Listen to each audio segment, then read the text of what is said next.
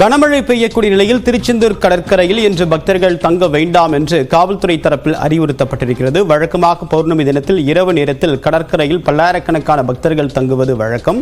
இன்று கனமழை எச்சரிக்கை விடுக்கப்பட்டிருப்பதன் காரணமாக தொடர்ந்து மழை பெய்து வருவதன் காரணமாகவும் இன்று இரவு தங்க வேண்டாம் என்றும் போதிய முன்னேற்பாடுகளை செய்து கொள்ள வேண்டும் என்றும் தற்போது அங்கு வந்திருக்கக்கூடிய பக்தர்களுக்கு காவல்துறை தரப்பில் முன்கூட்டியே அறிவுறுத்தப்பட்டிருக்கிறது.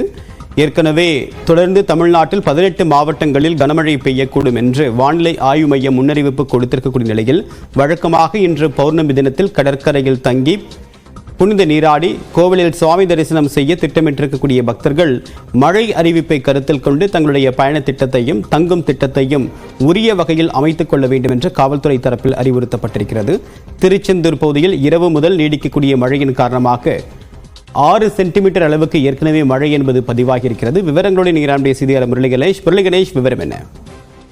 தேவபிரியன், தூத்துக்குடி மாவட்டத்தில் நேற்று இரவு முதல் பரவலாக மழை பெய்து வருகிறது. இந்த மழையானது திருச்செந்தூர் சுற்றுவட்டார பகுதிகளில் தொடர்ந்து பெய்து வருகிறது. இந்த முருகனுடைய அறுபடை வீடுகளில் 2ஆம் படை வீடான திருச்செந்தூர் சுப்பிரமணிய சுவாமி கோவிலில் பக்தர்கள் வியாழக்கிழமை அதிக அளவில் சாமி தரிசனம் செய்யறது, விடுமுறை தினங்கள்ல சாமி தரிசனம் செய்யறதுங்க தொடர்ந்து வரக்கூடிய நிலையில இப்ப சமீப காலமா பௌர்ணமி தினத்தன்று பக்தர்கள் கடற்கரையில தங்கி இருந்து சுவாமி தரிசனம் செய்யறதுங்கிறது இப்போ சமீப காலமா நடைமுறையில் இருக்குது.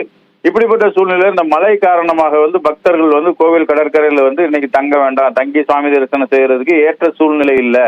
அதனால பக்தர்கள் கடற்கரையில தங்குறதை தவிர்க்குமாறு மாவட்ட காவல்துறை சார்பாக தற்போது வேண்டுகோள் விடுக்கப்பட்டிருக்கிறது.